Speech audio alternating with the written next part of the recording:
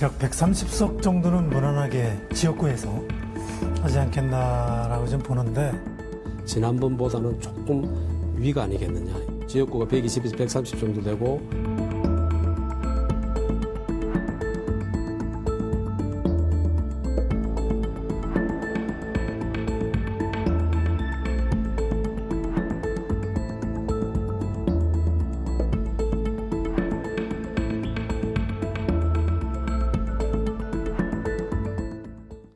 네, 어제 출정식을 마친 여야 선거운동 둘째 날을 맞았습니다. 오늘은 각기 다른 곳을 공약 포인트로 잡았는데요. 민주당은 제주와 강원, 통합당은 인천과 경기를 집중 공략하고 있습니다. 거대 양당은 비례위성정당 득표를 위해서 선거법을 아슬아슬하게 줄타기하면서 한몸 정당임을 알리는 홍보에도 열을 올리고 있습니다. 21대 총선 판세, 오늘은 대구 경북 지역 권역을 분석해 보겠습니다. 정치와 호장용 최창렬 용인대 교수, 김민전 경희대 교수 두 분과 시작하겠습니다. 어서 오십시오. 안녕하세요. 네. 안녕하세요. 자, 오늘 제주 4.3 추념식이 있었습니다. 여기 참석하기 위해서 여야 원내대표들 또 대표들이 제주에 모였습니다. 민주당은 오늘 제주와 강원도를 공략하고 있는데요. 유권자들에게 보낸 메시지 먼저 듣고 오겠습니다. 코로나19와의 방역 전쟁에서 승리하겠습니다. 무엇보다 우리 국민의 생명과 안전, 보건의 위기로부터 오고 있는 생명과 건강에 대한 도전, 이것을 이겨내고 우리 국민들의 생명과 안전을 반드시 지켜내겠다, 이런 약속 드립니다. 그리고 두 번째는 우리 국민들의 경제 위기로부터 오는 생업과 생계를 반드시 지켜내는 또 하나의 전선에서 승리하겠다, 이런 약속을 드리겠습니다. 네. 코로나로부터 지켜내겠다, 그리고 민생, 생업과 생계 반드시 지켜내겠다, 이런 얘기를 했고요. 어제는 서울에 있었는데 오늘 물론 이제 추념식이 있었습니다만 제주도로 내려갔고, 이낙연 선대위원장 같은 경우는 강원도로 갔습니다. 이제 지역으로 좀 보폭을 넓혔다, 이렇게 봐야겠네요. 지금 선거가 이제 공식적으로 시작이 됐으니까 이제 당의 중심 인물들이 전국으로 이제 흩어져서 해야 되겠죠. 네. 특히 제주는 뭐 이제 4.3 항쟁이라는 게 우리 역사의 큰 분수령이었고 네. 뭐 여야 할 것 없이 중요한 지역이고, 어쨌든 민주당은 제주도부터 시작을 했습니다. 네. 그리고 제주도는 지난 총선 때는 민주당이 세 군데 다 이겼었어요. 근데 이번에 또 어떻게 될지 모르겠습니다만 그런 지역이고, 네. 강원도 지역은 뭐 아시겠습니다만 민주당에게는 썩 유리한 지역은 아니죠. 네. 지난 선거 때도 그랬고 지지난 19대 때도 새누리당이 우세했었습니다. 대표적인 민주당이 열세지요. 열세죠. 열세고. 그래서 올해는 모르겠네요. 이광재 이제 전 강원도지사가 출마를 해서 원주 갑에 그 전체 지역의 여론을 어떻게 선도할지 모르겠습니다만 어쨌든 강원도는 민주당이 일단 불리한 지역에서 간 게 아니냐, 뭐 이렇게 생각도 듭니다. 네. 제주도도 그렇고 강원도도 그렇고요. 어쨌든 지금 좀 멀리서부터 시작한다는 생각이 좀 들고, 강원도 같은 경우에는 열세 지역부터 시작하겠다, 이런 생각도 좀 있는 것 같습니다. 민주당에서. 네, 그렇습니다. 지금 선거 전략으로 본다라고 하면은 가장 그 민주당이 강세인 지역은 아무래도 호남과 수도권이다, 이렇게 얘기할 수 있을 것이고요. 그렇죠. 이 때문에 그동안에 비교적 열세이거나 중립적인 지역부터 선거 운동을 시작하는 것이다, 이렇게 볼 수 있을 것이고요. 이것에 반해서 통합당의 경우에는 또 열세 지역이 바로 수도권이다, 이렇게 얘기할 수 있기 때문에 네. 지난 선거에서는 82대 35로 통합당이 민주당에 비해서 의석을 매우 적게 얻었던 것이 수도권이었죠. 이 때문에 수도권에 집중하고 있다, 이렇게 볼 수 있을 겁니다. 강원도는 지금 말씀하신 것처럼 네. 그야말로 역대의 민주당이 거의 지난 2016년에 한석을 제외하고는 거의 의석을 못 얻었던 것이 사실입니다만은, 그러나 2018년에 지방선거에서는 또 최문순 지사가 재선에 성공하는 것을 보면은 상당히 이제는 이 지역도 보수의 아성이다라고 얘기하기는 어려워졌다, 이렇게 볼 수 있을 것이고요. 지금 현재 각종 여론조사를 나오는 것을 봐도 사실 어느 정당이 유리하다, 이 얘기를 하기가 좀 쉽지 않은 지역으로 바뀌었다, 이렇게 볼 수 있습니다. 강원도 같은 경우에는 아무래도 지역 개발이 가장 이슈가 될 테니까 오히려 보수냐 진보냐 보다는 여냐 야냐, 여기에 더 신경을 쓰는 거 아닌가 싶은 생각도 좀 이게 듭니다. 전통적으로 강원도하고 경기도 북부 지방, 네. 북부 지역이 접경 지역이기 때문에 아무래도 좀 보수적이었어요. 안보 이슈가 있으니까. 안보 때문에, 안보 변수 때문에 그랬고. 근데 지금은 이제 그 안보 변수나 뭐 북한 변수라는 게 선거에서 차지하는 변수가 아주 미미해졌죠. 네. 그러니까 지금 말씀처럼 이제 강원도도 많이 바뀌고 있잖아요. 우리 김 교수님 말씀처럼. 그래서 어쨌든 여당이 강원도가 좀 개발이 좀 아무래도 덜 됐다고 유권자들이 느낄 수 있으니까 유권자들께서 오히려 저 여권 인사가 돼서 자신들 지역 개발에 더 힘을 대줬으면 하는 그런 마음도 있을 거예요. 그래서 선거 구도는 과거의 구도로 보긴 좀 어려울 것 같다는 생각이 들기도 합니다. 알겠습니다. 아까 김 교수님 말씀하신 대로 미래통합당 같은 경우에는 인천과 경기 수도권에 집중을 하고 있습니다. 심재철 원내대표는 제주 추념식에 참석을 했습니다마는 김종인 선대위원장이라든지 황교안 대표는 수도권에 머물고 있어요. 정권 심판을 오늘도 강조하고 있습니다. 김종인 총괄 선대위원장 발언 듣고 오겠습니다. 저는 이 정부를 가리켜서 굉장히 무능한 정부라고 얘기를 하는데 국가를 이끌어갈 만한 능력이 없어요. 능력이 없는데도 이걸 염치도 없고 체면도 없는 그러한 정부가 아닌 것 같습니다. 또 거기에다가 법을 지켜야 할 정부가 법을 제대로 지키지 않는 이 산무 정권이라고 제가 단정을 해요. 무능에 무치에 무법을 행사하는 정권이다 이런 얘기입니다. 모든 선거가 그렇습니다만 이번 총선 특히 관건은 수도권이다. 미래통합당은 거기에 좀 초점을 두고 있는 것 같습니다.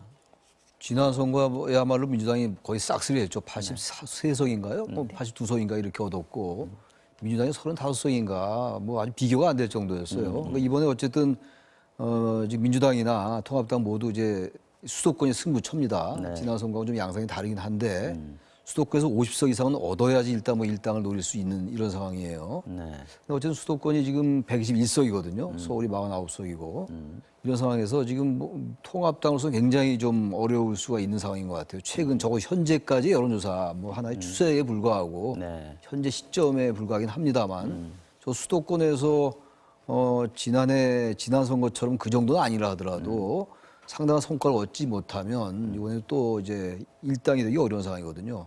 그러면서 이제 수도권에 더 전력을 집중하는 것 같습니다. 네. 황교안 대표는 종로에 그대로 남아 있어요. 이낙연 선대위원장, 이낙연 후보 같은 경우는 강원도 이제 지원 유세를 하러 간 건데 황교안 대표가 역시 좀 더 급하다 이렇게 봐야겠군요. 네, 그렇습니다. 지금 뭐 종로 지역구 사정으로 본다라고 하면 아무래도 사실 어떻게 보면 국회의원 선거의 경우에는 여론조사의 무덤이다 이렇게 얘기를 합니다. 대통령 선거의 경우에는 여론조사가 비교적 잘 맞습니다만은 국회의원 선거는 어렵습니다. 비교적 잘 맞지 않는 경향이 있고요. 네. 이 때문에 지난 종로 선거의 경우에도 정세균 후보가 7% 가까이도 지기도 지는 걸로 했습니다만은 나왔었죠, 처음에는. 승리를 하기도 했습니다. 네. 그렇기 때문에 선거 결과를 예단할 수는 없습니다. 그럼에도 불구하고 조금 더 여유 있는 쪽은 아무래도 이낙연 후보 쪽이고 이 때문에 전국 지원을 나가는 것이다 이렇게 볼 수 있을 것이고요. 황교안 후보의 경우에는 선거 출마의 결정도 좀 늦어졌고 이 따라가야 되는 입장이기 때문에 네. 또 여기를 집중하는 측면이 있다 이렇게 볼 수 있을 것이고요. 또 다른 한편에 있어서는 전국에서 얼마나 콜이 있느냐 이것도 또 중요합니다. 각 후보들이 어느 분이 자기 선거구에 좀 지원을 왔으면 좋겠다 이런 콜이 누구에게 집중되느냐 네. 이걸 보면은 또 선거 이후에 당 내에서 정치가 어떻게 갈 것인지 이것도 조금 판단할 수 있다 이렇게 그것도 봅니다. 관전 포인트입니다. 네, 어떻게 이번 그렇습니다. 선거 유세 기간 동안에 누가 많이 불림을 당하느냐 네. 이거 굉장히 중요한 부분입니다. 선거 끝나고 나서요. 자, 선거 초반 양당 선대위의 주요 동선 한번 살펴보겠습니다. 화면 한번 보시면요. 먼저 민주당 같은 경우에는 제주에서 시작을 해서 부산, 호남, 충청 이 순서대로 지금 올라오는 형식이고요. 통합당 같은 경우에는 인천에서 경기 북부, 강원, 충청 그리고 부울경 이쪽으로 동선을 잡았습니다.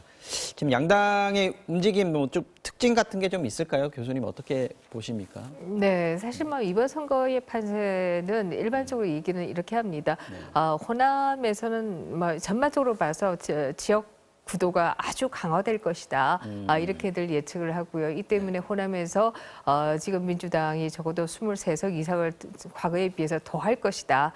이렇게 예측이 되고 있고요. 영남의 경우에는 통합당이 적어도 지난 선거보다는 10석 이상은 더 받지 않겠는가. 이렇게 본다라고 하면 일단 지난 선거를 기준으로 했을 때 민주당이 10석 이상 지금 이제 플러스가 되는 것이다. 이렇게 볼 수 있을 것이고요.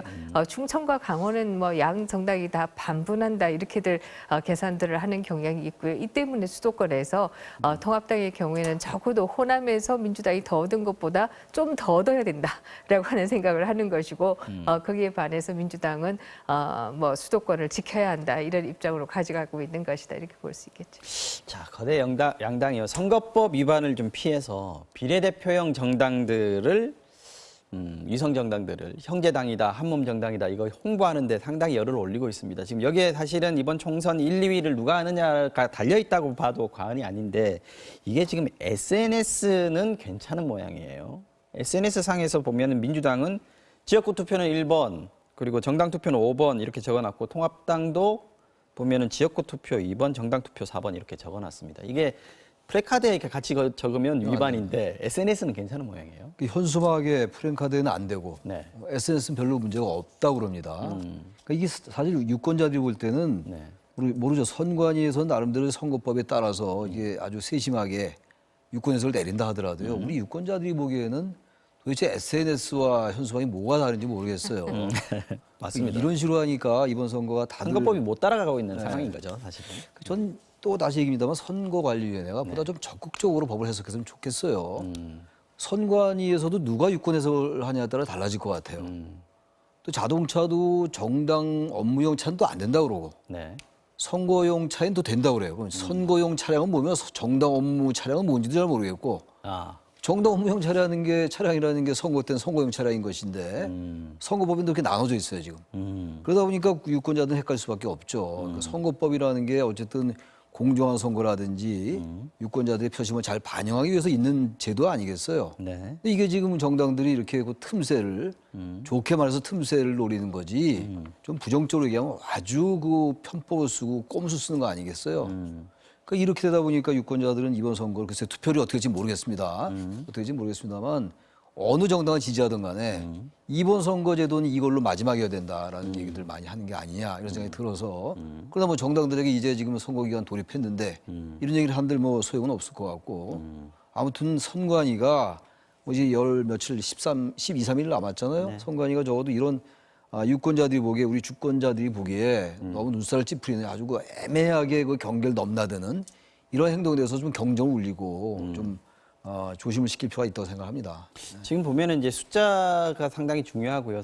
유권자들한테 어떻게 이렇게 각인을 시킬 것인가 하는 거에 대해서 경쟁이 붙어 있는 상황인데 민주당 같은 경우에 보면은 버스에 1하고 5를 같이 보일 수 있게끔 강조를 해놨고 그리고 미래통합당 같은 경우에 미래한국당하고 같이 두 번째 칸이라는 2번이고 두 번째 칸이라는 걸 강조하고 있습니다. 이런 부분들은 어떻게 봐야 될까요? 사실 편법인가요? 뭐 그런 부분도 없지 않다 이렇게 볼 수 있을 것이고요. 네. 사실 뭐 민주당은 빼고라고 하는 칼럼을 쓴 그 임미리 교수 같은 경우에는 네. 이 위성정당이 위헌이다라고 하는 위헌 심판을 청구하기도 했는데요. 그 결과가 어떻게 나올지 또 좀 지켜봐야 될 것이다 이런 생각은 들고요. 그러나 어찌됐든 간에 뭐 다음 선거에 있어서는 선거제도가 바뀌어야 될 것이다 이런 생각을 합니다. 그럼에도 불구하고 어찌됐든 뭐 지금 정당 이름들을 유권자가 외울 수가 없잖아요. 정치인들도 자기 정당 이름도 지금 잘 못 외우고 있는 그런 상황 아니겠습니까? 그러다 보니까 결국 숫자로 각인을 시킬 수밖에 없고 이 때문에 숫자로 각인시키기 위한 여러 가지 꼼수들을 지금 생각해내고 있는 것이다. 이렇게 얘기 드릴 수가 있습니다. 대표적으로 통합당 같은 경우는 뭐 2판, 4판이라든지 또 민주당의 경우에는 15일 해서 2일과 5호 뭐 이렇게 얘기를 하기도 하고요. 그렇죠. 이렇게 4.15니까요. 각인을 시키려고 노력을 하고 있는데요. 이것으로 정말 마지막이 되어야 할 것이다라는 생각이 듭니다. 네. 자, 오늘 오전에 미래통합당의 박형준 공동선대위원장이 MBC가 보도한 거죠. 검찰과 언론 유착 의혹 보도에 대해서 이렇게 얘기했습니다. 윤석열 검찰총장 흔들기가 도를 넘고 있다. 전형적인 정치 공작이다. 이렇게 주장을 했는데요. 지금 이 상황에 대해서 최 교수님은 어떻게 보십니까? 박형준 선대위원장이 이런 얘기를 하는 그 자체가 사실은 좀 의미심장합니다. 그래서 선거라는 게 이제 구도라는 얘기를 많이 하고 프레임이라는 얘기를 많이 하잖아요. 네. 근데 지금 선거가 유난히 변수가 많이 실종되어 있는 선거잖아요. 이슈가 사라졌다라고 코로나19가 뭐 거의 다 잡아먹고. 블랙홀처럼 다 이슈를 빨아들이고 있는 상황이니까 이 코로나 변수는 어쨌든 현재까지는 통합당에게 썩 유리하지 않아 보입니다. 지금. 그러니까 지금 윤석열 검찰총장 관련 이 얘기는 지난해 온 국민을 갈라놨던 조국 전 장관 사태와 맞물리고 있는 거예요. 윤석열 대 조국. 그러니까 지금 이 MBC 관련 얘기를 하면은 여기 윤석열 얘기가 나오니까 조국이 저절로 따라 나오게 돼 있어요. 그러니까 저는 보기에 조국 대 윤석열의 구도를 가지고 지금 이 구도를 좀 허무려하는 게 아닌지 프레임을 좀 지금 만들고 흔들어서 이제 조국 이슈는 어쨌든 민주당에게 썩 유리하지 않아요. 왜 그러냐면 중도 유권자들이 보기에 지난해 때 민주당이 지나치게 편향적이었고 물론 전체적으로 갈라지긴 했었어요. 조국 대 반조국, 뭐 검찰개혁 때 뭐 검찰 수사 이렇게 갈라지긴 했었습니다만 어쨌든 중도 유권자들이 보기엔 불편해 보이는 면이 많았단 말이에요. 그래서 지금 그래서 저는 열린민주당하고 그래서 같이 철저하게 선을 철저히 선을 긋는 긋는 거죠. 그런 그래서 또 중도 식이고요. 유권자들의 위원을 확장하기 위해서 열린민주당과 선을 긋는 거란 말이에요. 그런 면에서 바로 그 틈새를 파고드는 게 이렇게 이제 검찰 언론 유착 의혹을 이제 제기함으로써 그러면서 이제 구도를 바꾸려는 게 아니냐. 선거 공학적인 저도 이제 그런 해석이긴 합니다만 그런 느낌이 들기도 한다는 거죠. 그러나 뭐 저는 그것을 먼저 누가 시도했는가를 얘기한다라고 하면 결국 열린민주당이 그것을 먼저 들고 나왔고 윤석열 검찰총장을 비롯해서 검사 14명을 쿠데타 세력이다 이렇게 규정하면서 조국은 조광조다 이런 것들을 들고 나온 것은 열린민주당이 먼저이기 때문에 결국 우리가 역대 선거를 보면은 좀 앞서가면 오만해집니다. 결국 이 코로나 전국에서 여권이 좀 더 앞서가기 시작하니까 오만해져서 이제 조국이 조광조다 이런 것들을 본인들이 먼저 들고 나왔고 이것을 야당이 받아치는 것이다 이렇게 보입니다. 알겠습니다.